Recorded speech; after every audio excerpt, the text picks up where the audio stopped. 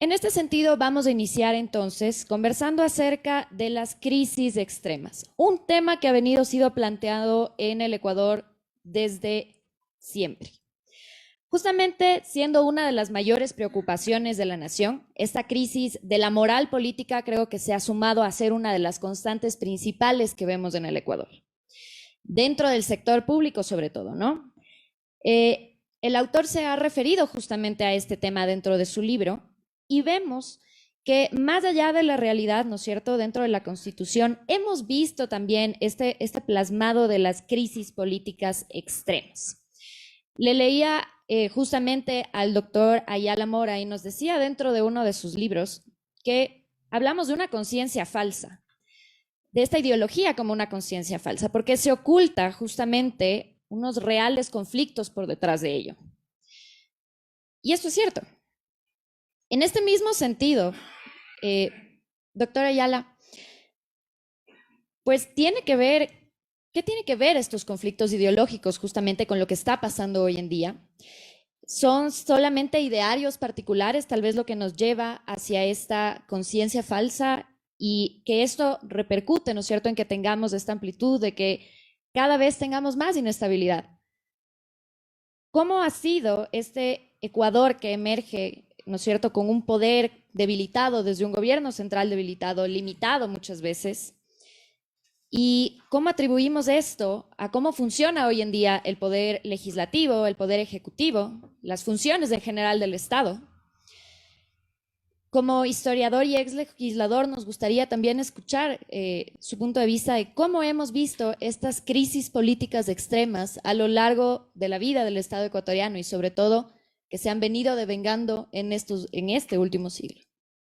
Por favor. Muchas gracias. Primero, un agradecimiento a Alejandro por haberme convocado a comentar su obra o para dar mi opinión a pretexto de su obra. Yo quiero hacer dos apartes, no me voy a pasar de los 10 minutos. El primero, decir que este no es un libro de coyuntura. Este es un libro oportuno, que no es lo mismo.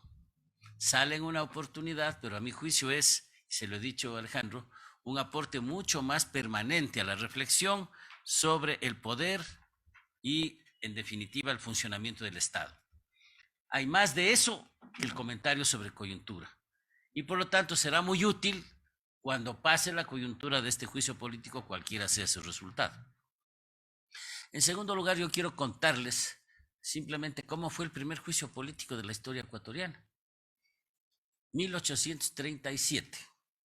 El presidente Rocafuerte, con su ministro, el coronel Tamariz, que era un español que había luchado a favor de la independencia, entre paréntesis, resolvieron mandar un par de decretos al Congreso Nacional, presidido por el general Flores, que al mismo tiempo comandante general de las Fuerzas Armadas, o del Ejército, como se llamaba entonces. Y entonces, pues, mandaron dos decretos que parecían lógicos de ser aprobados. El uno, que se establecía la lista de quiénes eran los acreedores del fisco, quienes le habían hecho préstamos al fisco y simplemente había que hacer la lista y los montos de quién era dueño de la deuda. Y en segundo lugar, se rebajaban los impuestos al comercio exterior para favorecer el comercio. Bueno, el resultado es que el Congreso Nacional, por una abrumadora mayoría, resolvió destituir al ministro de Finanzas y de paso al ministro Morales por crímenes contra la patria y además privarles de sus derechos de ciudadanía. ¿Qué delito habían cometido? El mismo que alguna vez cometió Vilma Salgado, pues sacar la lista de los que realmente eran los presuntos acreedores del fisco, los chulqueros de Guayaquil en su mayoría, paisanos de Rocafuerte y algunos de ellos sus parientes. A Rocafuerte, gracias a Flores, le perdonaron la vida, no le destituyeron, pero sus dos ministros no volvieron nunca a la política. Porque el segundo decreto rebajaba impuestos, pero establecía un sistema de control, pues. Es decir, iban a pagar por primera vez impuestos quienes nunca pagaban. Y dijeron, de tener los impuestos altísimos que tenemos y el contrabando institucionalizado, seguimos con el contrabando institucionalizado. Así fue el primer juicio político.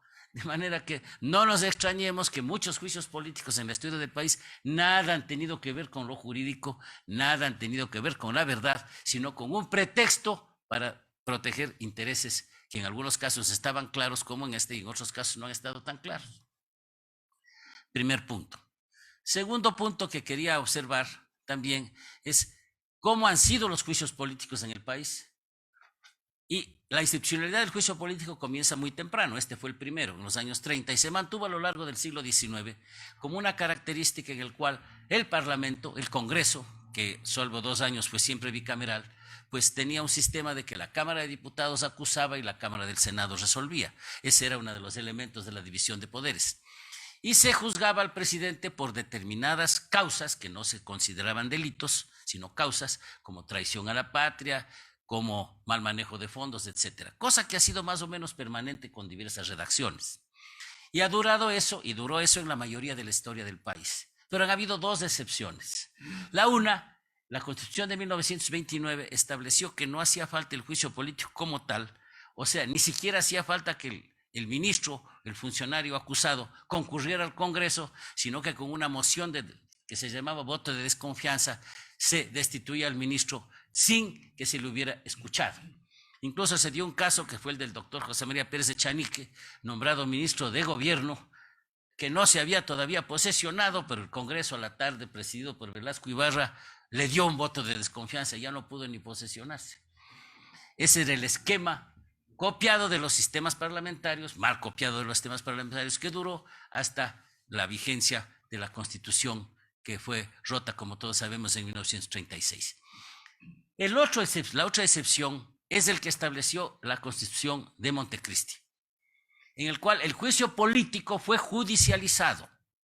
Y ese es uno de los problemas que tiene el esquema constitucional ecuatoriano, que el juicio político ya no es un juicio puramente político, como debería ser, como defienden ahora los promotores del juicio, dicen, no, esto es un juicio político.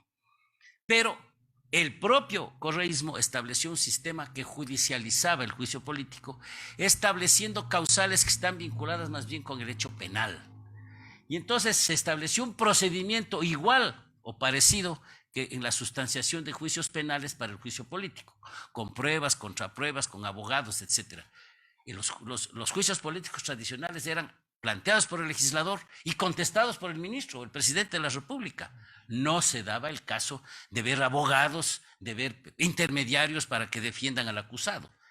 Porque habiendo judicializado no solamente el juicio político, sino una serie de otras instancias de la política nacional, tenemos el resultado de esta trabazón de poderes del mamarracho de Montecristi, que cada vez se ve más evidente que era lo que advertimos a algunas personas con su debido tiempo, que era un instrumento para establecer el monopolio del poder y no para mantener una razonable división de poderes.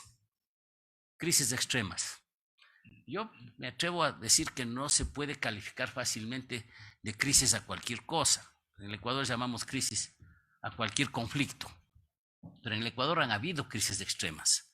Una de ellas fue en 1859, precisamente, cuando se dividió el país en 4 gobiernos, cuando no se tenía un gobierno, un presidente que fuera adecuadamente el jefe de Estado.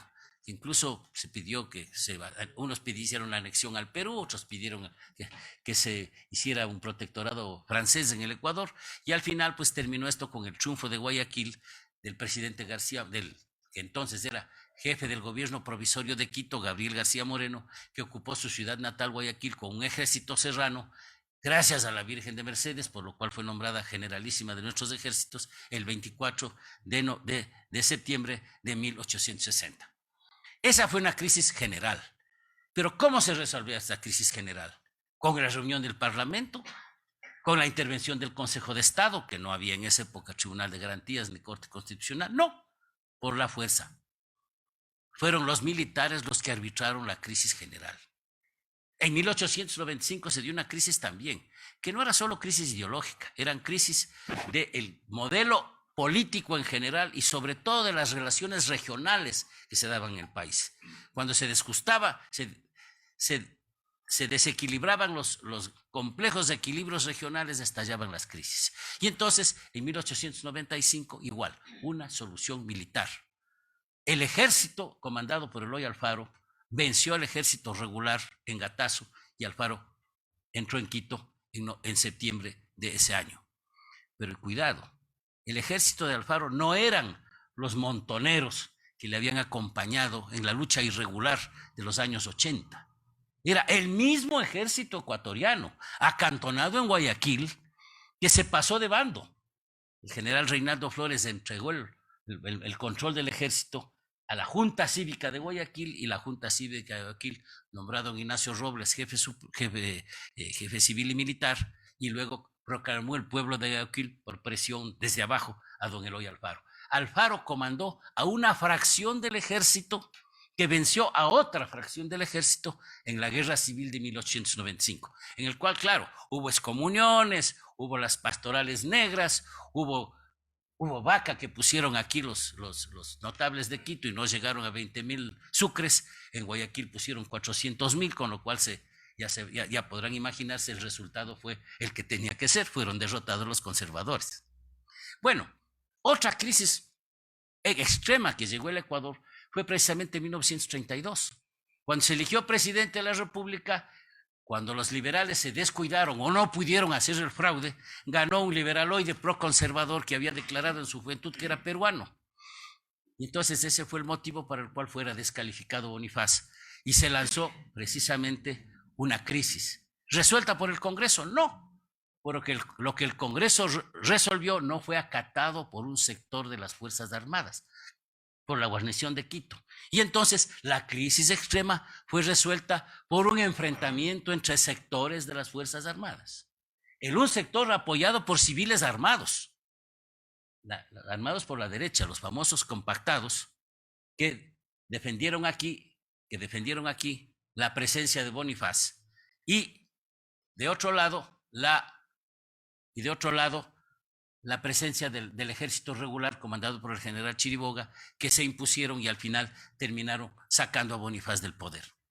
No me alargo. En las últimas crisis que hemos tenido en el país, que no me atrevería a llamarlas extremas, salvo que sea la del año 2000, ¿no es cierto? ¿Qué ha sucedido? Que sale el pueblo de Quito, se moviliza, hay agitación. En algunos casos ha habido una fuerte presencia indígena, en otras partes ha sido el Frente Unitario de los Trabajadores el que ha lanzado la primera movilización. En otros momentos ha sido los sectores medios, y especialmente los sectores medios de Quito, los que se han movilizado. Pero ¿cuándo realmente se ha ido el gobierno? Abdalá, Maguad y Lucio. Cuando el jefe del Comando Conjunto de las Fuerzas Armadas dijo que le retiran su confianza, el arbitraje militar. Ahí estuvimos con Ramiro sentados. Cuando nosotros la destituimos, nosotros se planteó la destitución de Lucio Gutiérrez, por las razones que fueron expuestas entonces, estábamos en Ciespal. Solo cuando el jefe del Comando Conjunto salió a la televisión a decir que ya no era presidente y que se lo llevaron, ¿te acuerdas, Ramiro? Asomaron los independientes, porque nosotros éramos solo 57 de 100, ahí estábamos, recordarán ustedes, el Tablador estuvo también ahí, y solo ahí alcanzamos 62 votos. Solo cuando las Fuerzas Armadas dijeron esto. En suma, en síntesis, en momentos de crisis, en momentos de movilización, de enfrentamiento, de imposibilidad de establecer un poder político que se sujete al derecho, las crisis son resueltas por el arbitraje militar. Ojalá Dios no quiera que vayamos a una crisis que tenga que ser resuelta una vez más por el arbitraje militar. Muchas gracias.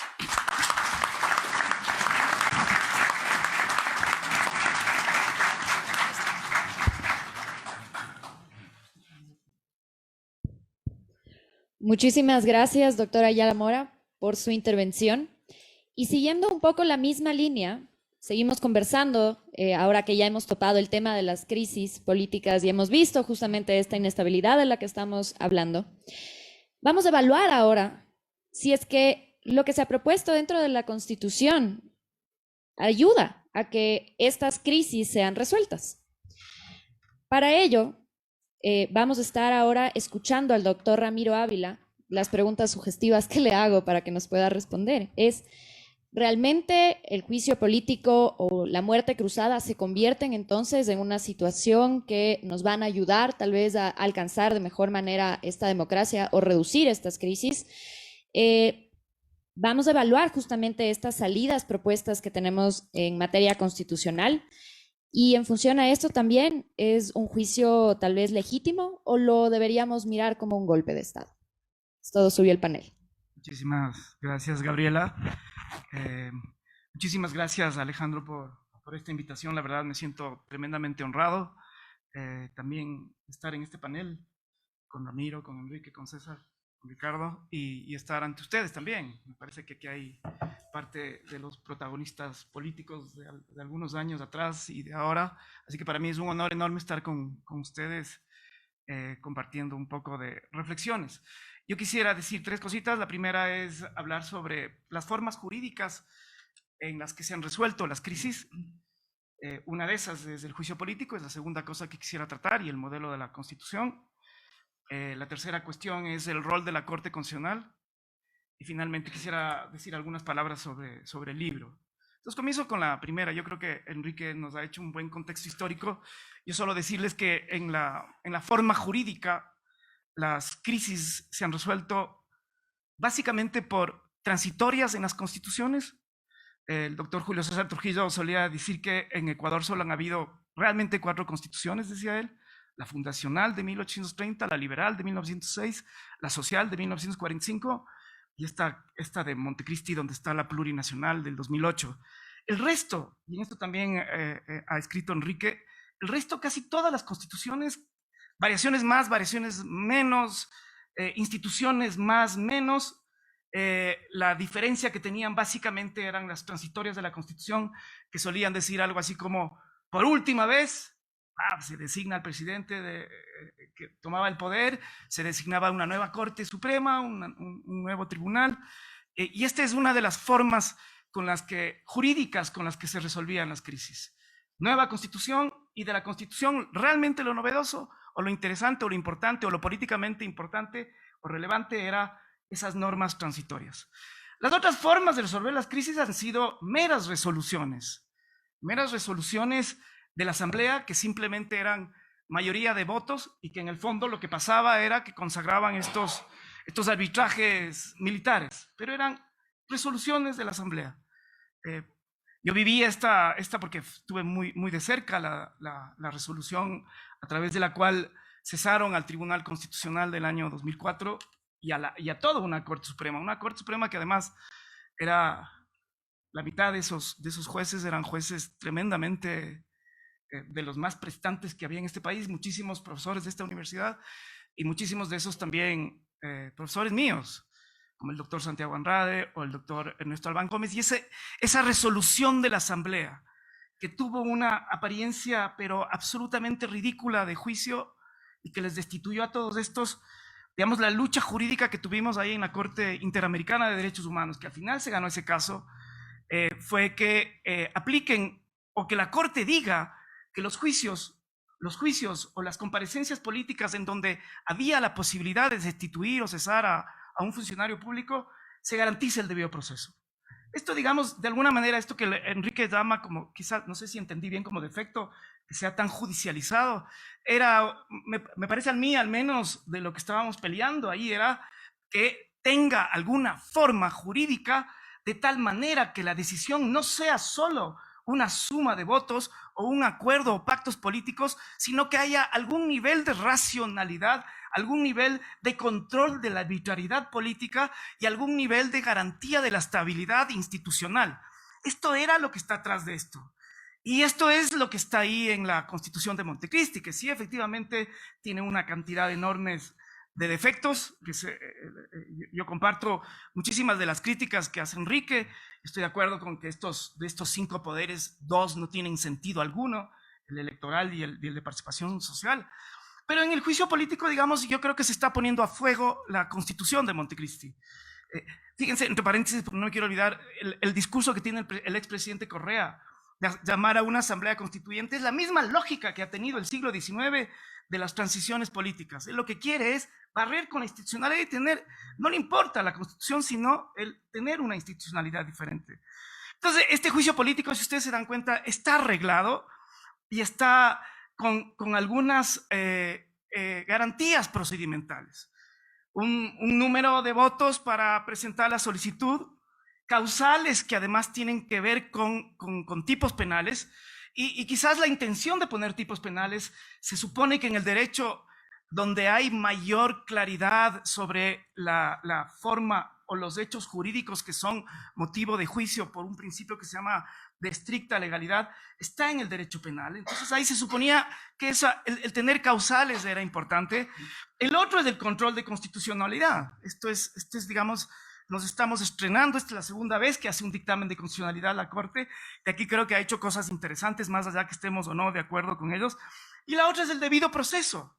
A mí personalmente, a mí me ha encantado escuchar argumentos, contraargumentos, quizás porque soy abogado, pero a mí, digamos, muchas de las cuestiones que uno escucha en los medios de comunicación, cuando uno ve la comparecencia de la gente, cuando uno ve el alegato del uno y el otro, yo digo, se ve las debilidades, las inconsistencias, y se ve la racionalidad y se ve la arbitrariedad que tienen unos y que pueden tener otros. Esto creo que, yo siento que estamos siendo testigos de esta judicialización de un acto político y de esta garantía del debido proceso, donde tiene que haber escucha, donde tiene que probarse cosas, donde tiene que argumentarse.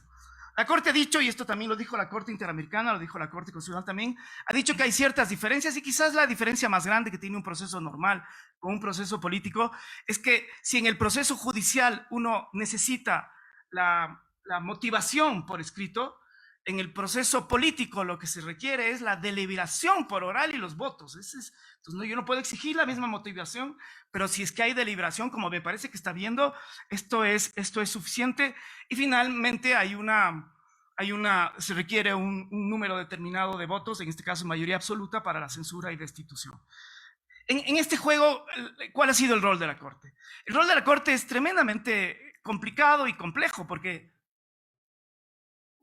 tiene que normalmente jugar entre dos aguas, entre dos presiones políticas, dos demandas diferentes. Los unos que dicen que es sainete y los otros que dicen que es efectivamente un delincuente el que nos está gobernando. Y ahí hay dos posiciones muy fuertes. El rol de la Corte es, digamos, no es nada novedoso lo que voy a decir, es parecida a la de un árbitro en un partido de fútbol. Está jugando el partido en el sentido de que está en la cancha. Sin duda, está en la cancha y corre en la cancha. La Corte también tiene que hacer eso. La diferencia es que el rol es garantizar que las reglas del juego se respeten. Y este es un rol que a veces no es fácil. Uno dice árbitro vendido y todas estas cosas, o uno está contento con el árbitro. Lo mismo va a pasar con la Corte. Digamos, cuando uno está jugando entre dos equipos, está corriendo entre dos equipos, sin duda alguna, cualquier decisión que tome la Corte va a ser sometida a la crítica y al escrutinio. A mí me encanta sentir que como nunca antes un órgano como la Corte Constitucional está sometida a la crítica. Esto es súper importante en el mundo jurídico. Cuando antes se discutían las decisiones de la Corte Suprema, acá están a cada rato discutiendo, criticando, alabando, pero comentando a la Corte. Y de eso se trata, de que haya ojos que estén metidos en la Asamblea, en la Corte, y esto es como importante. Yo sí creo, cuando hace el control la Corte sobre este caso específico del juicio al presidente Lasso, a mí sí me parece que ha hecho cosas interesantes, porque pudo haber hecho un control de checklist formal, como lo hizo en aquel pronunciamiento del que en aquel momento era vicepresidente Glass, pero digamos acá va un poco más allá y dice, no solamente es control formal, dice la Corte, sino que también, fíjense, se tienen que respetar principios constitucionales. Habla por primera vez de la idea de ponderar entre el equilibrio institucional y también esa facultad que tiene la Asamblea de controlar y de fiscalizar. Y habla de que tiene que haber un contenido. En ese contenido da 4 parámetros. Es singularizar los tipos, los hechos, la coherencia y los hechos de conexión. A mí me parece que el haber puesto parámetros de ese tipo Y más allá que estemos de acuerdo si se cumple o no los parámetros, y de luego a razonar y decir, acá, parámetro 1, en este se cumple, en estos dos casos sí, en este no, parámetro 2, parámetro 3, ver coherencia. Y decir también, yo no soy el juzgador político son los actores. Lo que tiene que hacer la Corte simplemente es mirar que hay seriedad en la acusación, que se ha individualizado el tipo que está en la Constitución, hay causal. Hay relatos que son coherentes. Esto lo ha usado varias veces la Corte. La Corte no tiene la capacidad ni tampoco tiene pruebas para decir si es cierto o no lo que están diciendo los legisladores. Lo único que tiene que ver es que si le están acusando por un hecho, esos hechos se están relatando en ese sentido. Por eso puede ser que no nos guste lo del peculado, que le haya hecho la jugada más difícil a los asambleístas que están acusando, pero a mí me parece que más allá que estemos de acuerdo o no con el razonamiento de la Corte ha hecho un razonamiento motivado. Y aquí no se trata, en general, cuando se habla de motivación, no se puede discutir sobre la corrección o no, solo si es que hay argumentos y fundamentos para sostener esto. Yo creo que eso lo ha hecho la Corte. A mí también me ha parecido interesante, esto se hubiera resuelto antes de la Constitución de Montecristi, bueno, también se puede hacer con la Constitución de Montecristi cuando hay un acto de poder arbitrario y votos, y esto puede pasar en cualquier momento, pero a mí me parece que aquí se han respetado las formas jurídicas. A mí oírle al presidente de la República decir que no está de acuerdo con el dictamen, pero que respeta y acata, y oír de todos los actores de un lado y de otro decir que están respetando los procedimientos y que están respetando, más allá de que hay algunas cositas ahí, pero me parece que en general se está encauzando. Yo creo, cualquiera sea el resultado, si es que el juicio político a favor, yo personalmente quisiera, por la estabilidad de este país, quisiera que no prospere ese juicio político, porque me parece que esto le hace más daño, es más, pero digamos, esa es mi opinión personal. Pero si es que el juicio político, con censura o no, se acaba resolviendo de acuerdo a la Constitución, me parece un momento importante de reforzamiento de la institucionalidad y de respeto a la Constitución. Yo solo comento el libro y ya con esto acabo. A mí me parece que el libro, yo también creo como Enrique, que es un libro que es oportuno, que no es coyuntural y que tiene mucha doctrina. Me hubiera encantado, Alejandro, me hubiera encantado muchísimo más detalles. Es muy parco Alejandro en el uso del lenguaje, dice cosas muy concretas, muy directas. Me hubiera encantado que desarrolle más. Y este libro tiene doctrina jurídica, tiene derecho comparado, tiene historia del derecho y tiene además una fuente documental increíble. Gran parte de esto aquí me parece que este va a ser un testimonio histórico, porque hay piezas que son difíciles de conseguir aún ahora que tenemos internet y que todas están en el mismo libro. Yo creo que si algo salta acá y que se notó en las palabras de Alejandro es que el compromiso que tiene él como ser humano, no solamente con el derecho, sino con la democracia, es evidente. Yo finalmente quisiera decir que este país, no creo que se va a resolver, las crisis las vamos a seguir teniendo, y creo que las crisis no se van a resolver con reformas constitucionales ni va por ahí. Mientras este país siga teniendo una inequidad y un sistema y una desigualdad y una exclusión tan grande, siempre vamos a tener crisis políticas, siempre lo vamos a tener. Así que el problema de fondo, más allá de la forma jurídica, es esa desigualdad que nos carcome en este país. Muchísimas gracias.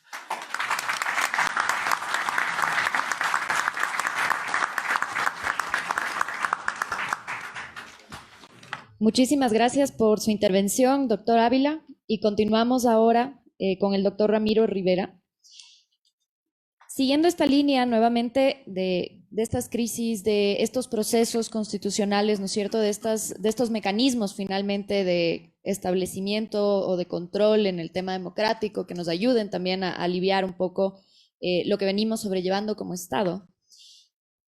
Le pregunto también, ¿cómo ha afectado justamente todo este tema a la credibilidad propia institucional? Porque hablamos dentro justamente del libro de los temas de poder, ¿no es cierto?, de estas pugnas importantes de poder, de esta estabilidad que tanto buscamos en las instituciones, pero esta pérdida también de legitimidad institucional ha sido fuerte.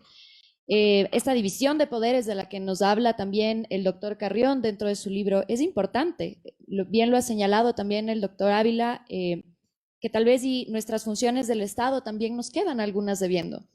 ¿Cómo vemos esta afectación o esta posibilidad de juicio político y a su vez de muerte cruzada como también una afectación directa al ciudadano, a esta parte de estabilidad estatal? Y por otro lado también, ¿cuál sería entonces el mensaje político que nos da la otra parte? ¿Es realmente esta parte de buscar la democracia o qué podemos encontrar también en el medio? Es todo sobre el panel.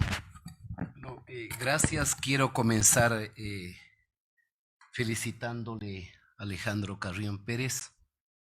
Toda la vida lo he conocido como un intelectual serio.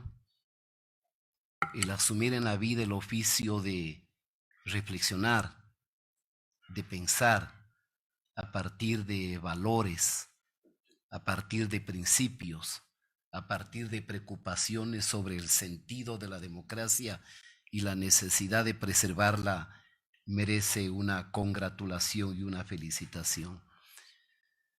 Y si ustedes lo revisan, el libro es todo un tratado de derecho constitucional, de derecho político, de un examen minucioso del poder, del ejercicio del poder, que no solamente será útil para la coyuntura, sino también como un insumo para la reflexión ulterior.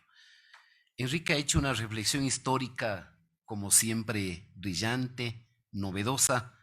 Ramiro ha dado algunos elementos jurídico-constitucionales. Yo comparto su criterio de que el fallo de la Corte Constitucional es bien interesante. De alguna manera refuerza el presidencialismo ya reforzado. No sé si ya se puede hablar ahora de hiperpresidencialismo o de presidencialismo reforzado al que tú haces alusión, o a lo mejor a una especie de ultrapresidencialismo. Yo quisiera más bien enfocar el tema, dando respuesta a esta inquietud, es cuándo vamos a encontrar como sociedad democrática pendiente de construcción un sistema que funcione a partir de una estructura, diríamos, de asimetrías, de desigualdades, de ajenidad regional y también de pobreza política. Porque a veces, frecuentemente, importamos instituciones sin advertir las repercusiones. Si uno examina la naturaleza de algunas instituciones jurídicas y uno no sabe si trajeron de la Revolución Francesa, que muy pocos de nuestros patriotas la conocieron, muy pocos, no había mucha cultura ahí. Si lo trajeron del ejemplo de la Revolución Inglesa, o si lo trajeron de el independentismo norteamericano y de los padres de la Constitución de Filadelfia, o quién sabe qué cosa. Y este es un problema de América Latina. Los brasileños hicieron una consulta popular, un referéndum para ver si querían monarquía o sistema federativo. Los uruguayos se han pasado décadas discutiendo si es que funciona el presidencialismo o el parlamentarismo. Chile, en la Constitución de 1925, colocó dispositivos del parlamentarismo. Los peruanos, cansados de la inestabilidad, incorporaron un dispositivo genuinamente parlamentario, que es el voto de confianza. Y si no me das el voto de confianza como parlamento a quien es presidente o primer ministro o jefe de gabinete, te vuelo el pescuezo, te disuelvo la asamblea. Los bolivianos inventaron un dispositivo que les funcionó durante cuatro periodos presidenciales, que en vez de segunda vuelta, el primero, el segundo y el tercero en el orden de llegada de las elecciones iba al Parlamento y el Parlamento decidía quién era el presidente.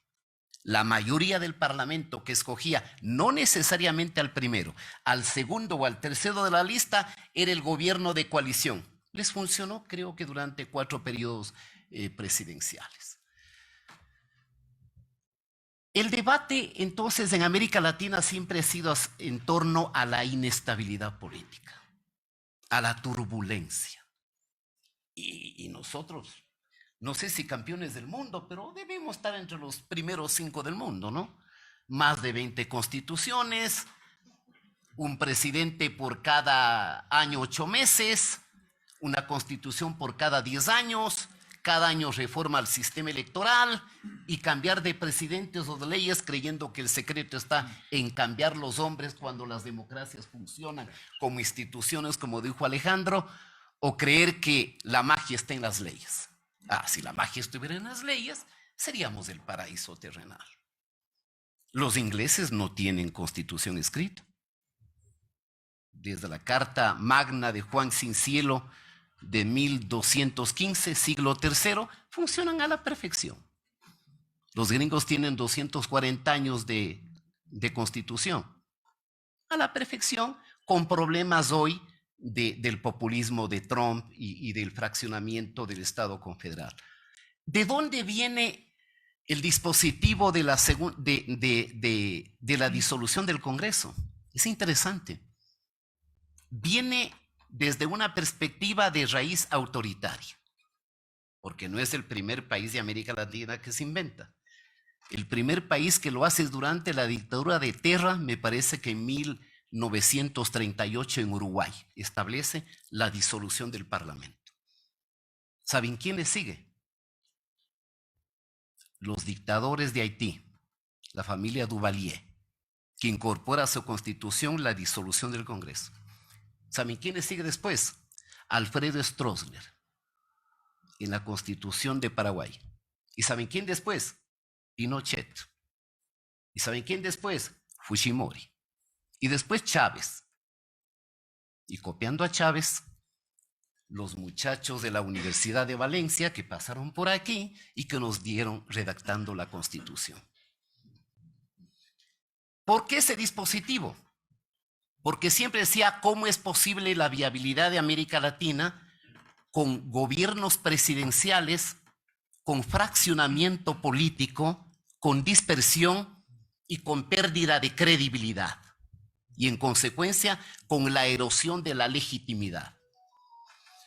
Y de este tema han hablado muchos politólogos, sobre todo Juan Lins, que es muy conocido en las escuelas de sociología o de politología. Y me parece, Arturo Valenzuela, uno de los grandes politólogos de América Latina, que en los años 80 ya sugiere, dice, vean, para que no se saquen la madre entre el Ejecutivo y el Parlamento, ¿por qué no se crea una institución donde ante la amenaza de sacarte como presidente, formulas un esquema donde todos se van a la casa? Pues como todos se van a la casa y no quieren irse a la casa, se neutraliza. Esa es la propuesta de este politólogo Arturo Valenzuela. Luego la refinó aquí en los años 90, me parece que Leo Roldós, con algún matiz, pero esta idea primigeniamente es parlamentaria. Porque el sistema parlamentario, ustedes saben, el jefe de gobierno, el canciller en el caso alemán, el primer ministro en caso de Francia, o el jefe de gobierno en caso de la monarquía constitucional parlamentaria del Reino de España, es el tema de la confianza. Pierdo yo la mayoría en el Parlamento, en consecuencia marcho. Y como marcho, el que tiene que venir es el que reaglutina una nueva mayoría en el Parlamento.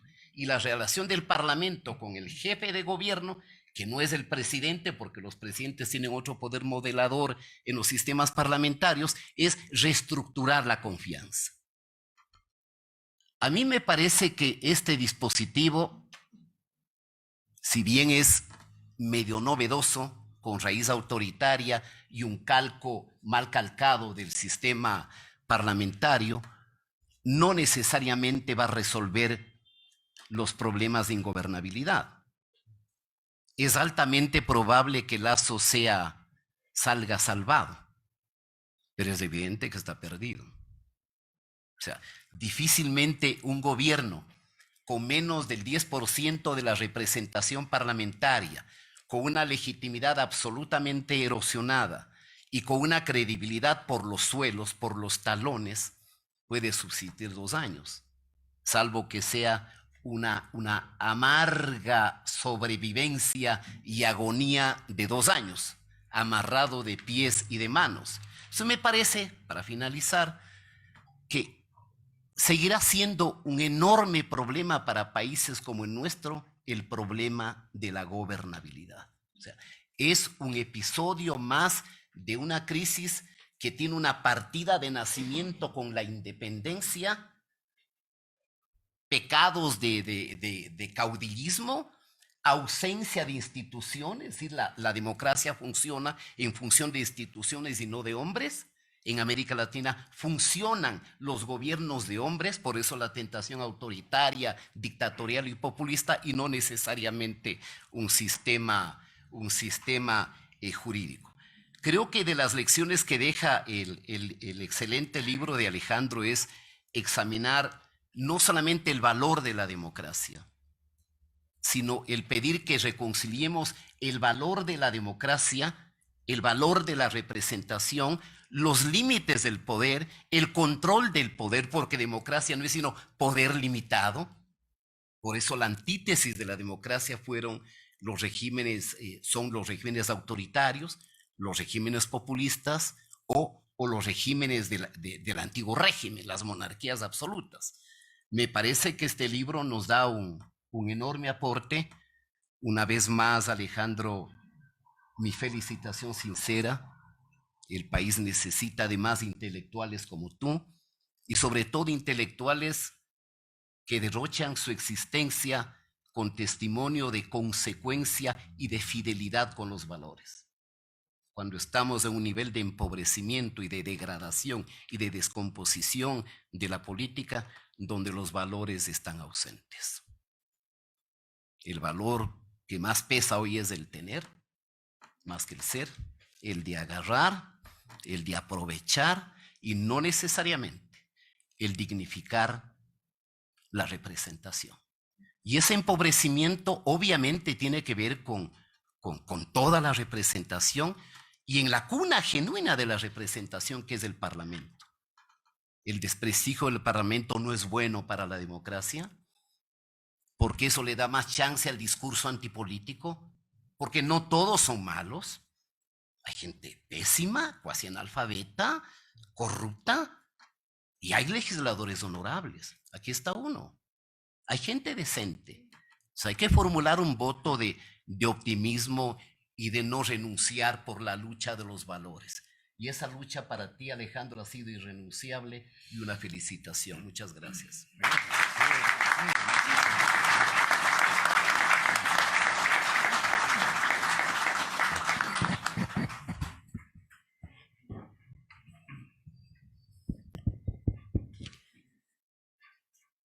Dignificar la representación, nos dice justamente el doctor Rivera.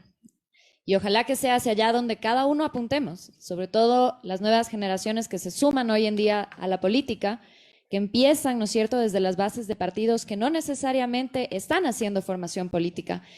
Y parte de esto lo veníamos conversando con algunos panelistas antes de iniciar justamente esta sesión.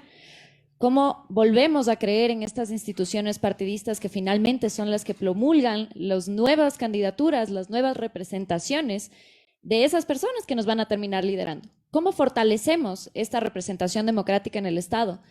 Porque si es que seguimos creyendo menos, y perdón que aquí me tome un par de minutos, pero miren ustedes que en el Latinobarómetro del 2018 ya la sociedad ecuatoriana apoyaba en un 37% a la democracia. 2 años después se vuelve a hacer el estudio y bajamos hacia un 32%.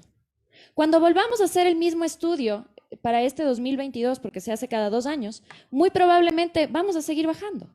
Y así seguiremos a lo largo de los años. Entonces estamos perdiendo la credibilidad en la política. ¿Dónde estamos llegando? Cuando debería ser el instrumento principal para cambiar la vida de los ciudadanos. Con base en esto, me voy a pasar hacia el tema penal, que aborda también una parte sumamente importante de lo que está pasando hoy en día con el tema del juicio político. Y le voy a dar la palabra al doctor Cristian Gallo. En función a esto, las preguntas sugestivas que le hacemos es justamente para poder iniciar este tema del juicio político, ¿no es cierto? Se establecen unas ciertas causas constitucionales que recaen finalmente en que son delitos penales. ¿Cómo hacer justamente esta verificación de los elementos de tipicidad, de antijuricidad, de causalidad? Y ¿cómo saber si es que esto recae tal vez en un tema de dolo, en un tema de culpa? ¿Cuál distinción deberíamos ver en función a la responsabilidad penal que existe en la parte política? Sin más, le doy la palabra al doctor Cristian Gallo. Muchísimas gracias, Nos Gabriela. acompaña virtualmente. Buenas noches con todos. Doctor César Montaño, rector de la Universidad Andina. Doctor Enrique Ayala Mora, rector fundador de la Universidad Andina Simón Bolívar. Doctor Alejandro Carrión Pérez, quien hoy nos brinda este maravilloso libro. Doctor Ramiro Ávila Santamaría, doctor Ramiro Rivera, con quienes tengo el honor de compartir el día de hoy el panel. En primer lugar, permítanme extender un agradecimiento al doctor Carrión por haberme invitado a tan magno evento. En segundo lugar, permítanme también excusarme por no poder compartir de manera presencial dicho evento, pero lamentablemente las circunstancias del tiempo en el que vivimos post-pandemia me han tocado a mí, me he contagiado de COVID y por tanto estoy en aislamiento. Sobre las preguntas que nos ha planteado Gabriela, quiero en primer lugar plantear un análisis muy cercano del texto que hoy nos ocupa. A ver, cuando Cicerón, ¿no es cierto?, escribe la primera Catilinaria, tiene aquella gran famosa frase, ¿no? El o tempora o mores, o tiempos o costumbres, refiriéndose precisamente a la deslealtad y a la corrupción del tiempo en el que vivía Cicerón. Bajo este mismo entendido, el libro Podei Crisis, Juicio Político, Muerte Cruzada, como bien han dicho los brillantes copanelistas que me han antecedido en el uso de la palabra, es un libro oportuno. Es un testimonio histórico quizás de uno de los tiempos más aciagos, donde nosotros podemos evidenciar una de las crisis más fuertes de los últimos tiempos. En este libro nosotros podemos encontrar algo que es fundamental para la comprensión tanto de los ciudadanos como de quienes ejercemos en el ámbito del derecho. Y es comprender precisamente esta distinción que hoy por hoy falla mucho acerca de lo que corresponde a la responsabilidad política y por el otro lado a la responsabilidad jurídica. Me voy a centrar justamente en lo que nos ha planteado Gabriela al inicio con estas preguntas sugestivas. Hablemos un poco de las causas constitucionales, las causales constitucionales para el tema de la destitución del presidente. Voy a hablar un poco acerca de la verificación de los elementos del tipo, acerca de esta famosa prueba del dolo, de la cual habla mucho el doctor Carrión dentro de su texto, y finalmente la distinción entre la cuestión relativa al dolo y la culpa. A ver, quiero iniciar esta pequeña exposición con una cuestión que me parece muy importante. Dentro de uno de los capítulos del libro del doctor Carrión, él inicia al momento en el que habla del juicio político con un concepto de Alexis de Tocqueville, ¿no es cierto? Donde nos dice que en realidad un juicio político no es sino un fallo que pronuncia un cuerpo político momentáneamente revestido del derecho para juzgar. Tengamos en cuenta eso. Después el doctor Carrión bien nace precisamente en citar a Brossard y nos dice, el juicio político tiene características políticas por causas políticas, busca resultados políticos, se instaura en consideraciones del tipo política, es juzgado según criterios políticos, pero ojo, no excluye la adopción de criterios jurídicos. Y en este sentido, quiero igualmente citar a lo que hace un momento nos decía el doctor Ayala Mora. Nosotros hemos visto desde la Constitución del 2008, tal vez, una judicialización precisamente de un proceso eminentemente político, que como bien nos ha dado dentro de este testimonio de historia, ¿no? Antes no tenía esta consecuencia ni se ataba directamente con el ámbito del derecho penal. Ahora, hay una parte que me parece que es importantísima que hace bien el doctor Carrión en nombrar dentro de su texto, y es que él da una respuesta que quizás los penalistas no encontrábamos, o quizás quienes son colegas que han acudido precisamente a rendir su testimonio experto en la asamblea han desconocido, ¿no? Y es que el juicio político ecuatoriano toma su base en la Constitución de los Estados Unidos, nos dice el doctor Carrión, pero se diferencia del impeachment en que el impeachment era un proceso penal además de político, mientras que nuestro proceso es únicamente un proceso político con una naturaleza administrativa. Y ahí hace énfasis precisamente el autor en decir, ¿por qué esta naturaleza administrativa? Porque tiene únicamente como finalidad el cesar o el destituir un funcionario. Ahora, el tema penal aparecerá con posterioridad al ámbito político. Y eso es algo que nosotros tenemos que centrarnos y conocer en este sentido. ¿sí? Bien señala el doctor Carrión que resulta extraño que el Poder Legislativo haga de tribunal especial encargado de juzgar lo que son delitos de responsabilidad. Y aquí quiero entrar dentro del ámbito de los famosos delitos de responsabilidad, de los cuales se habla mucho dentro del libro. A ver, cuando nosotros vamos al artículo 129 de la Constitución de la República del Ecuador, vemos que las causales justamente para que se proceda al enjuiciamiento político son tipos penales. Uno, lo correspondiente a delitos contra la seguridad del Estado. Número dos, los delitos que pertenecen a los delitos contra la administración pública, concusión, cohecho, peculado, enriquecimiento ilícito. Y tres, los que corresponden a graves violaciones a derechos humanos, ¿no? No todas, sino genocidio, tortura, desaparición forzada, secuestro, homicidio, entre otros, ¿sí? ¿Qué es lo que destaca de todos estos delitos? ¿Qué es lo que nosotros podemos observar? Primero son delitos especiales. ¿Por qué son delitos especiales? Porque en estos delitos nosotros tenemos a un sujeto activo calificado. ¿Quién es el sujeto activo calificado? Específicamente en los delitos contra la administración pública, en los cuales nos vamos a centrar precisamente por la coyuntura que nosotros vimos, es un servidor público. En este caso, es el presidente de la República. ¿Por qué nosotros hablamos de delitos especiales y no de delitos comunes? Utilizo una teoría que hoy por hoy es dentro de las más válidas, dentro del funcionalismo en el ámbito del derecho penal, que es precisamente esgrimida por Pavlik, ¿no es cierto? Y nos dice, a ver, pensemos en una cuestión. El derecho penal puede exigir a los ciudadanos prestaciones adicionales, ¿sí? Dependiendo del rol que estos desempeñen en la sociedad. Entonces, por ejemplo, para los servidores públicos, en una limitada y muy cuidadosamente calculada mesura, ellos tienen que contribuir a la salvaguarda de la capacidad de funcionamiento del Estado. Entonces, por eso es que yo precisamente determino ciertos tipos penales para estos funcionarios, para aquellos que se ha revestido esta cualidad particular, esta cualidad específica. Ahora, el delito por el cual se ha enjuiciado políticamente actualmente al señor presidente de la República es el delito de peculado, contenido en el artículo 278. Dentro de la conducta nosotros vemos 4 conductas: abusar, apropiar, distraer, disponer arbitrariamente. Todas estas conductas se pueden centrar en una fundamental, que sería no más que la distracción. ¿Qué es distraer algo? Es dar un fin distinto del inicialmente pactado. Yo como servidor público, ¿no es cierto?, puedo tener títulos, documentos, dineros, bienes inmuebles que me han sido entregados con un fin determinado.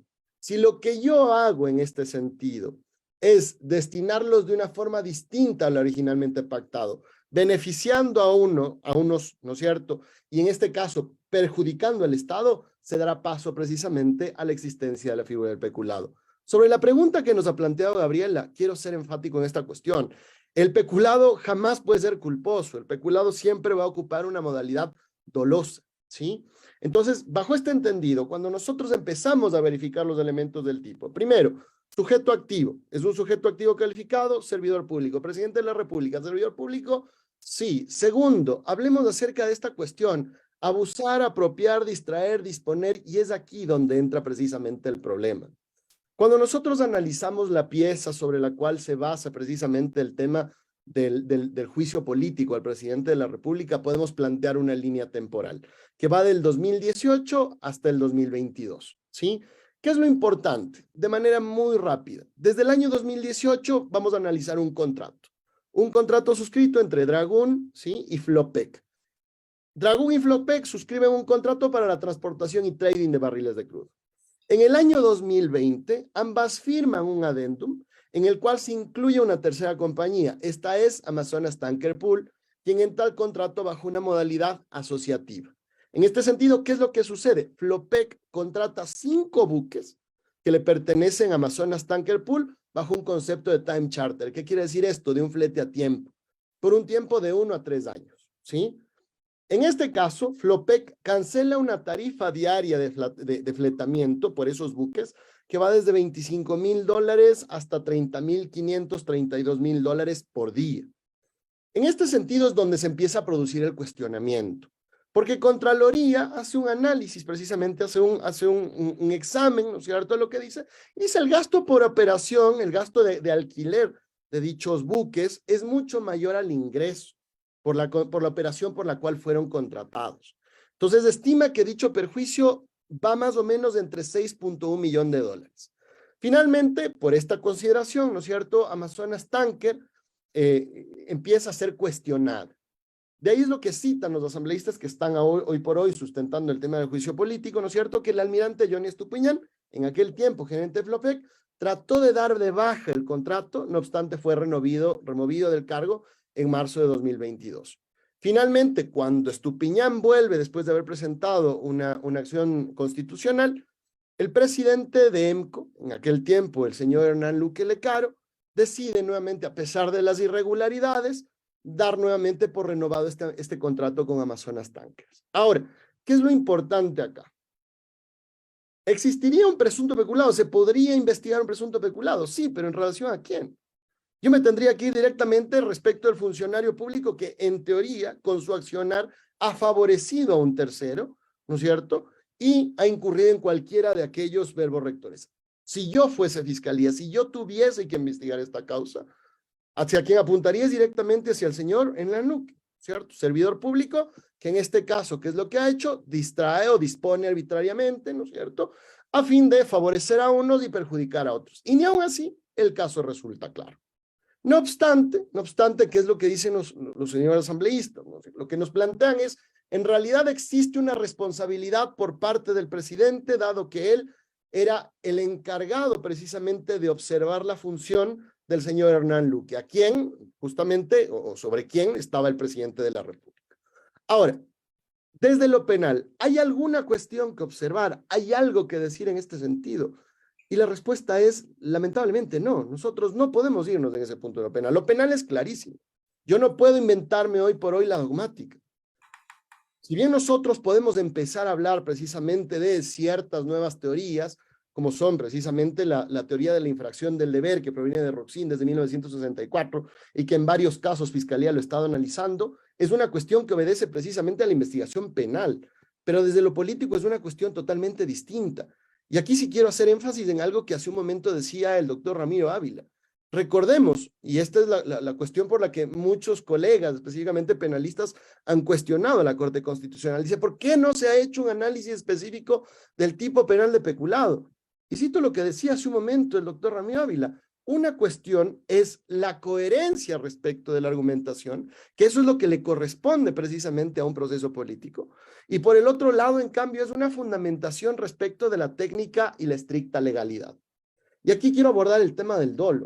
La prueba del dolo dentro del derecho penal hasta el día de hoy sigue revistiendo muchos problemas de carácter, desde el quaestio iuris hasta el quaestio facti. Si desde el ámbito penal existe este problema, no se diga dentro de un ámbito político.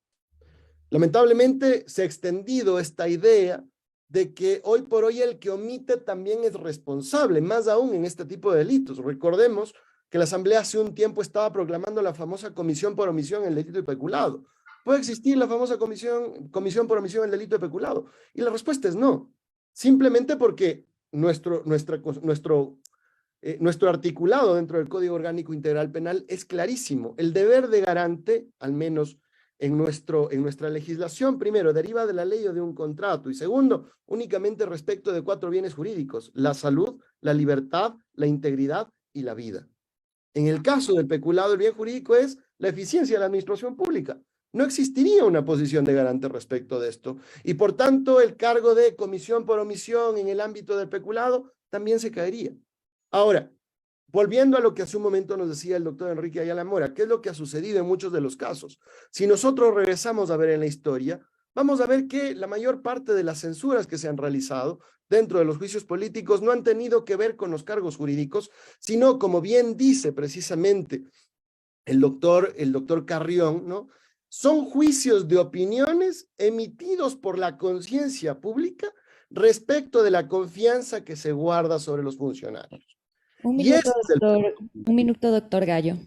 Y concluyo con esto, ¿sí? Solo concluyo con esto. Lo que nos señala el doctor Carrión en el libro me parece que es fundamental para comprender lo que hoy por hoy vivimos. Creo que en realidad, después de lo que nosotros vimos el día de ayer, que se ha presentado una denuncia, ahora sí, va a ser una cuestión muy distinta a lo que sucede en la arena jurídica a lo que sucede en la arena política. La discusión política, tenemos que estar atentos justamente a la cuestión de la coherencia y, como bien ha señalado el doctor Ávila, a la motivación versus la deliberación. En un proceso político, todo estará centrado en la deliberación. Dentro del proceso jurídico tenemos que estar atentos, en cambio, a la motivación. Con eso concluyo. Les agradezco mucho.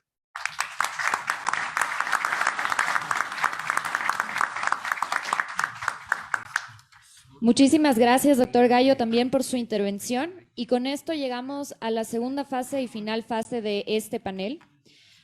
Les pedimos ahora justamente a nuestros panelistas, vamos a estar hablando sobre un mensaje al país, justamente sobre lo que estamos viviendo en este momento en nuestra política, ¿no? Voy a dar a los panelistas 3 minutos para que nos puedan dar justamente este mensaje. Comienzo con el doctor Ayala Mora. Bueno, esto de tratar de dar buenos consejos cuando yo no se puede dar malos ejemplos no es algo que yo estoy dispuesto a hacer el día de hoy. De manera que yo solo quiero hacer 3 comentarios. En primer lugar, a partir de lo que el doctor Gallo acaba de manifestar. ¿Cuál era el temor? Víctor, aquí está Patricio, está Salvador. ¿Cuál es el temor del enjuiciado cuando ya sabe que le van a censurar? Que no se recomiende su enjuiciamiento penal. Entonces, en muchos casos se negocia. A usted le vamos a censurar, pero no le vamos a enjuiciar personalmente. No vamos a sugerir desde el Congreso el enjuiciamiento penal. Es decir, que en este caso, en la tradición ecuatoriana había una absoluta distinción entre los 2 procesos, con una característica adicional, de que el que tenía verdadero efecto penal era el juicio, y no la sanción política, que no podía ser sino política. Bien, lo que pasa ahora es que hemos judicializado los procedimientos parlamentarios. El Parlamento no es un tribunal. El caso del impeachment norteamericano es una excepción en el mundo, que efectivamente tiene efectos penales también, cuando el Congreso norteamericano destituye a un presidente que no lo ha hecho nunca. Pero, en cambio, aquí no. Yo le entiendo a Ramiro que decían que estaban preocupados en la constituyente. Además, él le tocó corregir un montón de entuertos de lo que dejaron haciendo ahí en la asamblea, ¿no es cierto?, cuando estuvo en la comisión de redacción. Lo que hay que preocuparse en este caso, pues, es decir, sí, hay que poner procedimientos para que no sea una cosa arbitraria, pero esto el remedio peor que la enfermedad, como muchas cosas que pasaron durante el correísmo, que el remedio era una buena intención, si es que la hubo, pero el resultado fue desastroso. ¿Por qué? Porque se confundió lo penal con lo político. Porque si se trata de probar con pruebas y contrapruebas y con abogados la comisión de un delito para poder censurar a un presidente, en este caso resulta que está entrando el Congreso en el ámbito absoluto, en la Asamblea en el ámbito absolutamente penal. Está invadiendo un campo porque tiene que probar con procedimientos judiciales que cometió un delito, pero la Asamblea no tiene competencia para sancionarlo. El haber judicializado la función legislativa es un grave error, lo cual no quiere decir que no va a haber procedimientos. Quisiera hacer otra observación, si me permite la moderadora, y es la siguiente. Yo estoy totalmente de acuerdo con Ramiro que hemos avanzado en los últimos 30 años en el país, el mismo tiempo de duración de la andina, entre paréntesis, ¿no es cierto?, en haber logrado que procedimientos constitucionales y defensa de las garantías tengan un debido proceso. Esto es un avance que yo creo que es indudable. Y yo creo que el procedimiento de la Corte Constitucional, de esta Corte Constitucional, que fue parcialmente renovada, es francamente positivo para el país. Pueden hasta equivocarse, pero yo sí creo que hemos logrado un momento dado en que por primera vez hay lo que se puede llamar justicia constitucional en el Ecuador. Y eso sí es muy importante. De manera que eso sí es un avance. El que la Corte pueda pronunciarse para que lo político no sea arbitrario. Ahí está el límite de la arbitrariedad. Pero en la naturaleza del procedimiento parlamentario jamás pueden establecerse mecanismos judiciales. Porque una cosa es someterse a la ley, una cosa es hacer las cosas jurídicamente y otra cosa es hacerlas judicialmente. Son 2 realidades absolutamente distintas. Entonces yo quisiera simplemente concluir con esto y decir que me alegro que aquí hayamos tenido un consenso, y es que en realidad la calentura no está en las sábanas. Aunque se cambiaran los procedimientos parlamentarios, el problema de fondo seguiría siendo el problema del poder, porque el juicio político es un problema de poder. Esa es la política. Entonces, el juicio político da cuenta, en realidad, de la capacidad o no de un gobierno de continuar al frente, de un ministro de continuar al frente, de cuando había, de una corte de continuar al frente, de otro funcionario como un superintendente de continuar al frente de sus funciones. Eso se resuelve desde la perspectiva del poder, que no es solo contar votos. También está el poder de los medios de comunicación, también están los grandes poderes de este mundo, son los poderes económicos, y felizmente también un poder popular. La movilización, que es un derecho sagrado de los pueblos, y que yo creo que en el Ecuador ha sido distorsionada, calumniada groseramente. Quiero decir además que hay un poder oculto, que hay pocos Quijotes que se han atrevido a desafiarlo. Aquí está uno de ellos, Germán, y algunos de sus colegas ya no están aquí, ni siquiera están en este mundo, que es el problema de la corrupción. La corrupción ha cruzado los juicios políticos del país, prácticamente todos, no solo los de los presidentes de la República, que han sido pocos. El único que no estuvo cruzado por la corrupción, exactamente, es el juicio de Carlos Julio Arosemena, que ese fue un juicio eminentemente político, planteado por el Partido Conservador, a través de Jorge Salvador Lara, para la destitución del presidente por alcohólico. Al final el juicio fracasó, entre otras cosas porque varios conservadores afiliados al partido, que les ordenó que voten por la censura, no votaron por la censura, porque dijeron que en su conciencia el que el señor presidente tendría vicios masculinos no era un motivo de su destitución. Muchas gracias.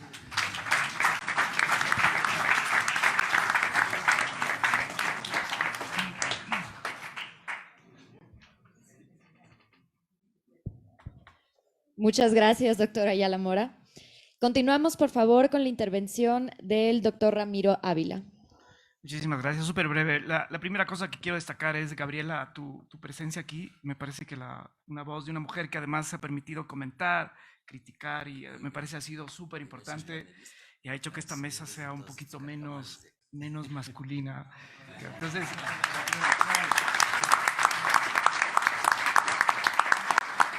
las otras dos cositas, yo creo, yo estoy de acuerdo con Enrique esta cuestión de meter la doctrina penal en un juicio político, creo que fue de las peores cosas que ha pasado en este juicio político y las peores confusiones que hemos tenido. Si bien concuerdo en que no puede judicializarse al punto en que tiene que ser tan reglado como un juicio ante la función judicial, sí creo que tiene que tener algunos procedimientos y algunas formas que tienen que respetarse, pero no, yo concuerdo en que el juicio político no puede tener la misma rigurosidad que el juicio ante una autoridad judicial. Y esto, digamos, yo creo que estamos viviendo una experiencia en donde se está aprendiendo formas distintas de procesar los problemas políticos. El gran dilema que siempre ha existido en la historia es la relación entre el derecho y el poder. Casi siempre creo que triunfa el poder. Y el sueño de los abogados, de los demócratas, de los que creemos en la Constitución es que el derecho domestique al poder. Y eso creo que es lo que está latiendo en la obra del doctor Carrión, y también creo que es lo que late en la gente que creemos en la democracia. Muchísimas gracias.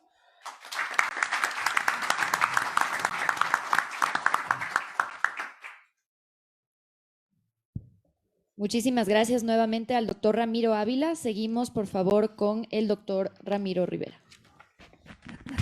Me parece que el laberinto que vivimos no será el último. Esta es una democracia absolutamente frágil, muy maleable, una suerte de plastilina. No sé si quienes acolitaron esta constitución pensaban en la democracia o cómo construirle un asiento cómodo al señor Correa, porque fue un calco del modelo del socialismo del siglo XXI, traído, como les he dicho, históricamente, del modelo autoritario, o sea, del presidencialismo autoritario, que no tiene absolutamente nada que ver con el alcance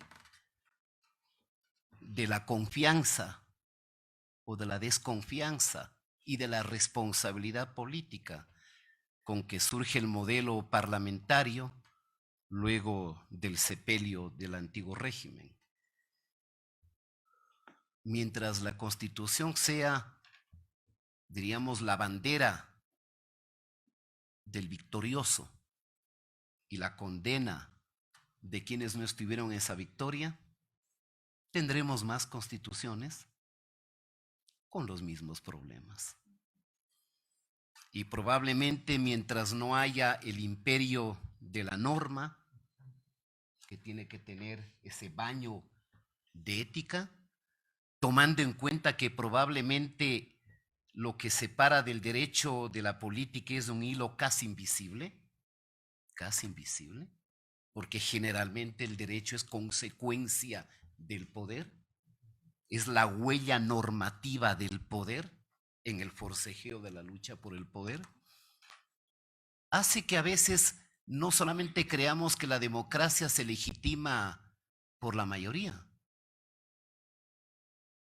Acuérdense ustedes, los padres de la Constitución, muchos teóricos hablaron de la tiranía de la mayoría. Porque la mayoría también eligió a Hitler, pues. La mayoría también acolitó a Benito Mussolini. Stroessner también ganaba cantidad de consultas plebiscitarias. O sea, no siempre el famoso modelo de participación tiene que ver con la genuina democracia.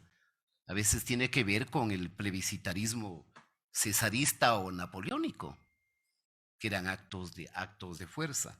Entonces, probablemente todavía está pendiente la necesidad de construir una democracia que opere. ¿Podrá operar una democracia con un país disperso, absolutamente heterogéneo, y con el modelo actual? No. El señor Lasso no va a ser el último que tenga este problema. Esperemos que los que nos vengan no incurran en tantos errores del gobierno del presidente Lasso.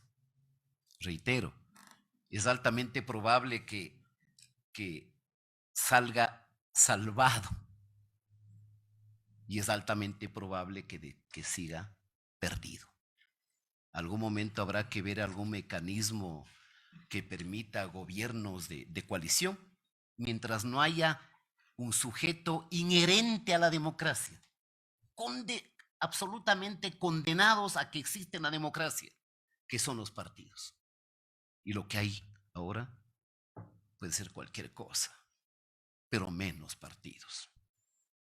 Cualquier cosa, absolutamente la antítesis de lo que es la política de partidos. Y por ese camino, el Ecuador va a ninguna parte.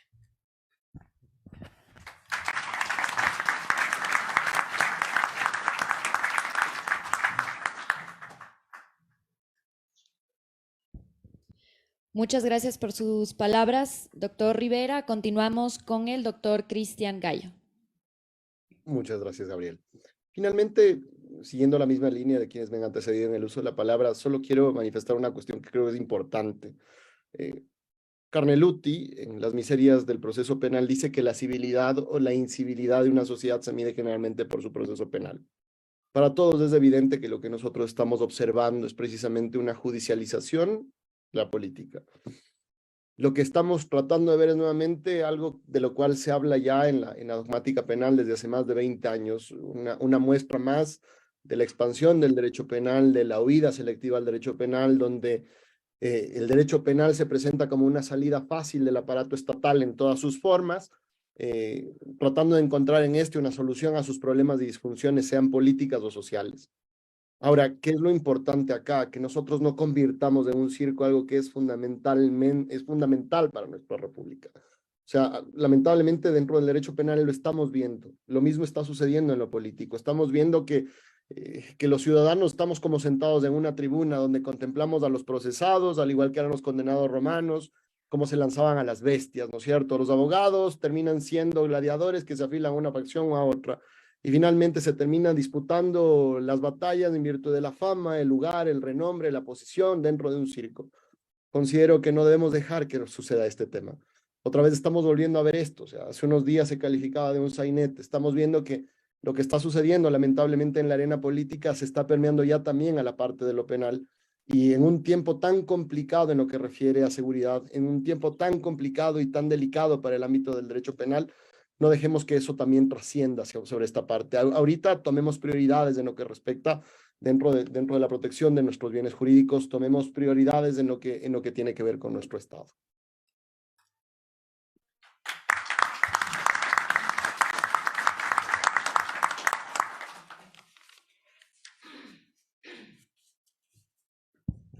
Muchísimas gracias al doctor Cristian Gallo, y para cerrar con broche de oro le dejo la palabra al doctor Alejandro Carrión.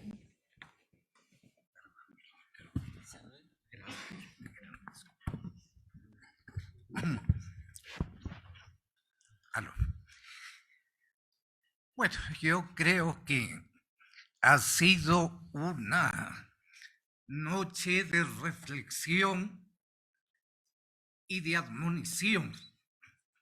Se ha reflexionado sobre la situación de la democracia ecuatoriana, sobre la fortaleza de sus instituciones, y se ha visto que lamentablemente ha sido un denominador común en la historia del país esta inestabilidad política que ha frenado también el camino de su desarrollo.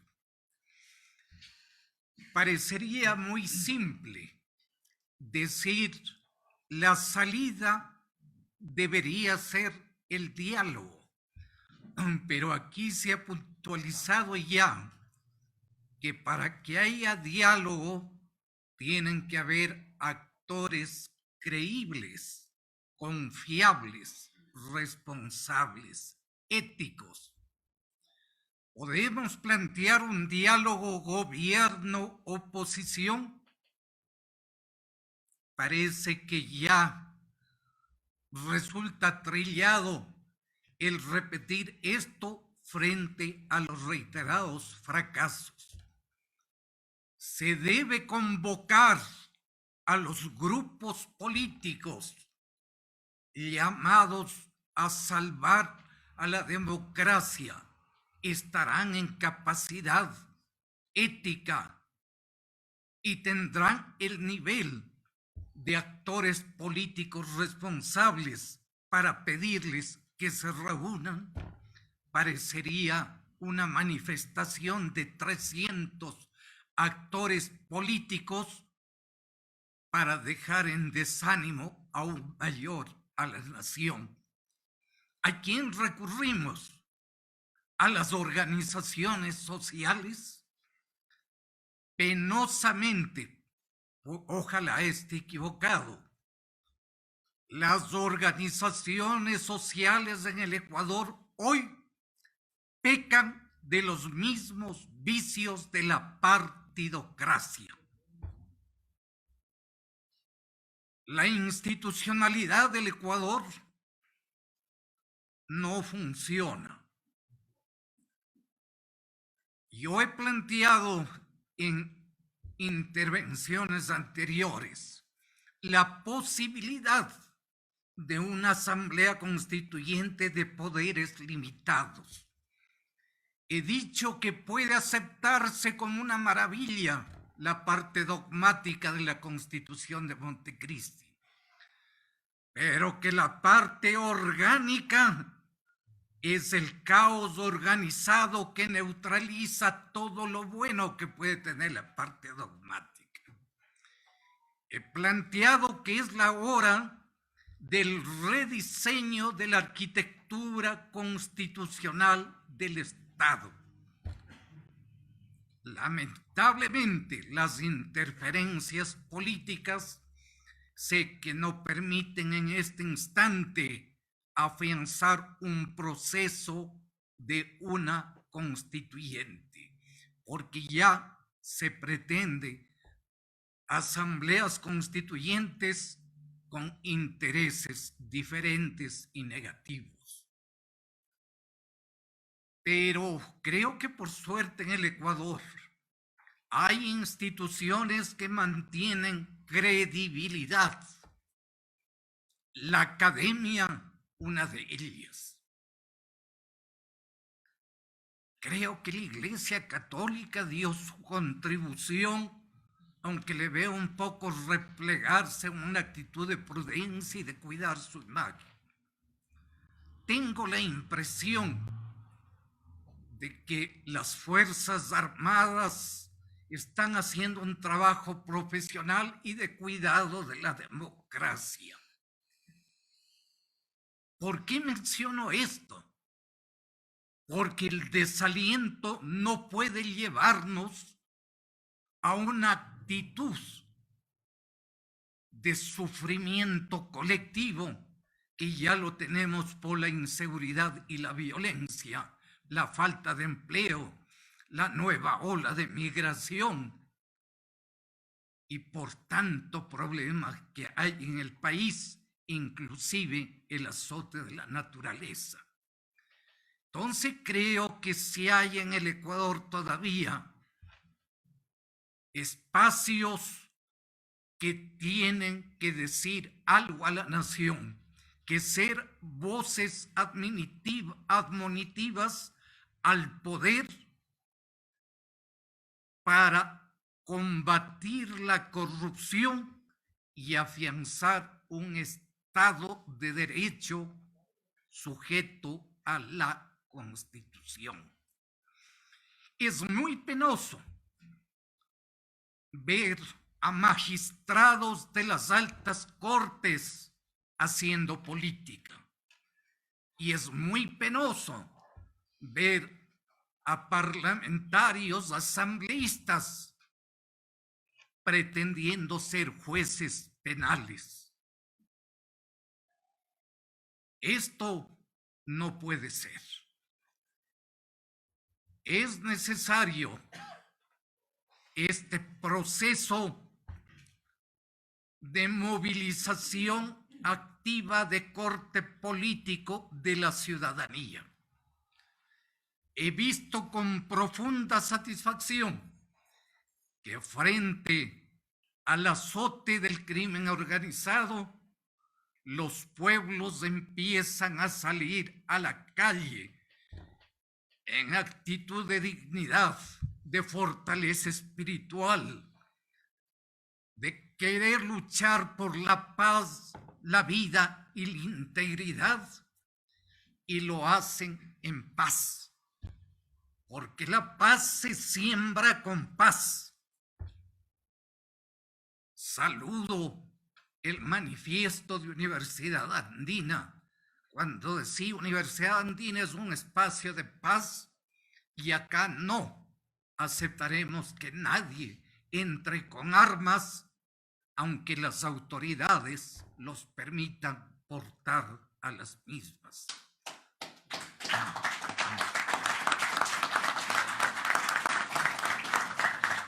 Entonces creo que esa movilización ciudadana, sin caudillos, sin líderes, sin cálculos, sin procesos electorales de por medio, tiene que darse. Qué pena que me da ver la avenida de los Chiris llenas de gente alcohólica o con sus aparatos de velocidad que les hacen tronar, cuando antes era realmente el escenario para convocar espontáneamente a la ciudadanía quiteña para oponerse a los tironelos y corruptos. Qué pena que me da el que la Federación de Estudiantes Universitarios del Ecuador, que nos daba tantas glorias y convocaba a las marchas del silencio, y el pueblo salía tras de ellos en gran manifestación, con reverencia cantaba el himno nacional al pie de la catedral y proclamaba: Ecuador, país amazónico, hoy silenciados. Esto tiene que cambiar. Y creo que los medios de comunicación colectiva, en lugar de estar haciendo apología al narcotraficante, a los narcotraficantes y héroes, a sus figuras, debe dedicarse a esto, a ser la motivadora de la moral, de la ética, del rescate de este país. Hoy he escuchado y con eso concluyo.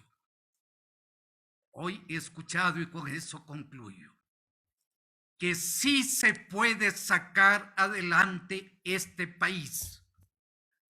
Y eso me ha encantado, porque muchas voces ya insisten en que el Ecuador está en el derrotero de un estado fallido. Eso no puede ser. La heredad de nuestros padres es esta nación. Aquí nacimos, aquí hemos crecido, aquí hemos sufrido, aquí nos hemos llenado de felicidad. Rescatemos al Ecuador para nosotros y para nuestros hijos. Gracias, señor rector de Universidad Andina. Gracias, señor doctor Enrique Ayala Mora. Gracias, distinguidos amigos panelistas.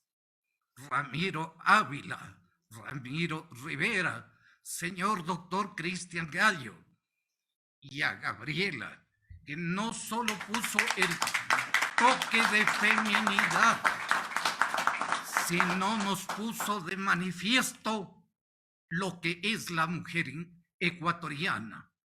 Inteligencia, compromiso, preparación y una juventud en pie de lucha, pidiendo que los jóvenes de hoy tomen la posta para sacar adelante este país.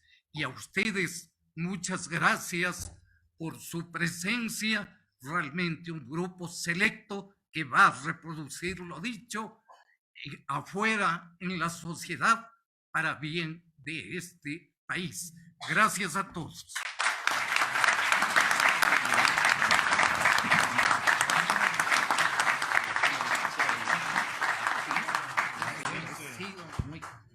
Gracias, doctor Carrión, por esas palabras y gracias también una vez más a la Universidad Andina. Le paso solamente la palabra a Natalie para el cierre.